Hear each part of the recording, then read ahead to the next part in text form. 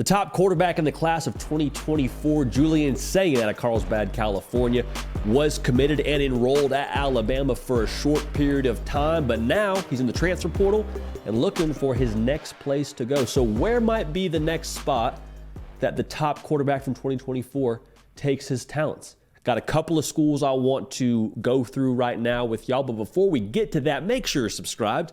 We will have analysis for you as soon as Julian Sayin announces where he's going next. We have a live show 3 times a week right here on this channel, The Hard Count. Hour-long episodes, getting live chat. Have a good time live, 11 a.m. Eastern, Tuesday, Wednesday, Thursday. Appreciate y'all being dialed in. Also follow me on Instagram and Twitter at JDPikel to stay up with all that we got going on right here on this platform. So appreciate you for that. So Julian Sayin, like I said, number 1 quarterback in 2024 class, one of the most refined quarterbacks in the cycle according to Charles Power. Director of scouting rankings for us here at On3. I'm just going to tell y'all this, man, he don't miss. So if Charles Power says you can ball, you can ball. Completed 74% of his passes his senior year. Y'all, that's ridiculous. Even routes on air to be 3/4 percentage completing the football, like that's ridiculous. That's Rain Man kind of stuff. Ohio State is the school that's getting a lot of buzz right now for Julian Sayin. And to me, like this would make some sense. You look at Ohio State, the priorities that you would imagine a one Julian Sayin has, Ohio State checks a lot of those boxes. Julian Sayin, by committing to Nick Saban out of high school, going to Alabama, probably has a pretty high emphasis on development and what he can be once he finishes playing college football. Well, look at Ohio State. Go and play for a head coach in Ryan Day who's worked with elite quarterbacks at the collegiate ranks. Dwayne Haskins, CJ Stroud, Justin Fields. Like, okay, there's a structure there clearly in place to be able to have success and then go on and be a high NFL draft pick. That's the trend. That's a track record. You want to trust that. Makes sense. Now, Julian Sayin is also not afraid to compete.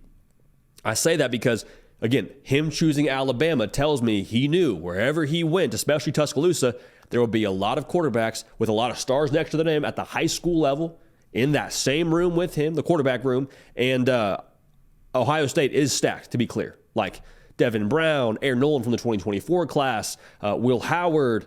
Now, he's obviously not competing with Will Howard straight up, but like you hear what I'm saying. A lot of talent in that room.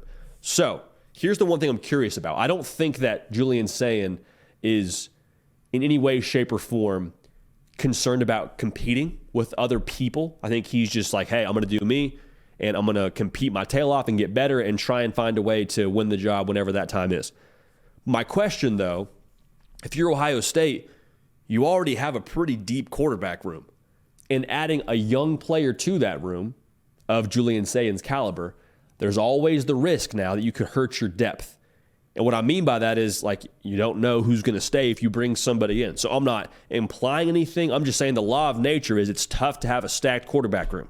So if Ohio State does end up going that direction, I think they would be wise to. I think they would love to get Julian Sayin on their roster. I'm just curious about how the numbers will work out there for the good folks in Columbus. So Ohio State, you've seen predictions, you've seen crystal balls, you've seen everything and anything out there. They seem like the leader as we're recording this here on a Friday afternoon, but we'll keep an eye on this. Ohio State, are they the leader in the clubhouse? That's kind of the way that it looks on the social media side of things, at least when you're tracking with those picks.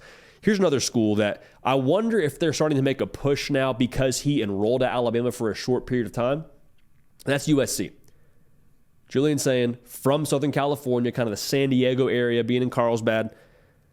I wonder if him being able to be in Tuscaloosa for a short period of time, bowl practice, and then he was able to go through everything with the Rose Bowl and all that, and then they got back, and then Nick Saban retired, and then we're having this conversation now. But I think any college student, and especially college athlete, would tell you there is some point in time during your freshman year where the thought at least crosses your mind of, man, what if I transferred? And especially if you're somewhere further away from home, you start to think, man, what if I transferred back closer to home? Back to my friends, back to my family. Now, Julian Sayin, to be clear, has not had an extended period of time away from home, but the idea of returning home after being far away, have to imagine that's just by human nature appealing. Is that appealing for Julian Sayin? I don't know, but playing for Lincoln Riley as a quarterback, have to imagine that's appealing. We talked about the development intrigue if you're going to a place like Ohio State and everything that Ryan Day has done there. Lincoln Riley, I think, has a pretty decent, if not more than decent, resume with what he's done with quarterbacks.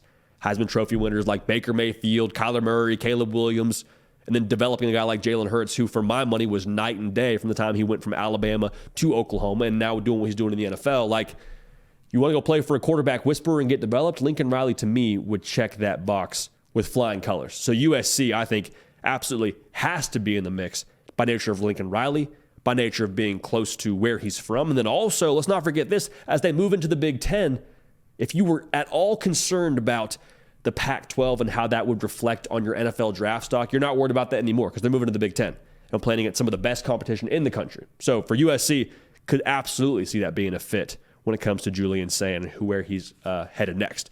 Now, one more school, and this kind of feels dark horsey to me, not because I have any intel, just by nature of walking through the options. What about Georgia? And Julian Sayin, just to be clear here, he jumped into the transfer portal before spring practice. So he was not a second portal window kind of guy. Now, why is that important? If he had waited till after spring practice and gone through a few practices with Kalen DeBoer and Ryan Grubb and kind of seen how it was going, he would not be able to transfer within the SEC.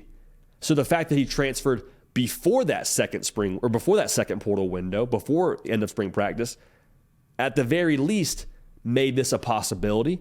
And you wonder if maybe the desire to stay in the SEC is something he's sifting through. But you talk about, the reasons to commit to Alabama. You talk about Nick Saban and development and the trend for, guys having great NFL careers after they leave playing there. Like, with Nick Saban now retired, I feel like Kirby Smart's kind of filling that role as a structure guy, a guy who has those tools in place for anyone that steps into the building in Athens, that if you put in what you're supposed to put in to this process, you're going to get out what you want to get out, which is, again, high NFL draft pick, probably win a lot of football games.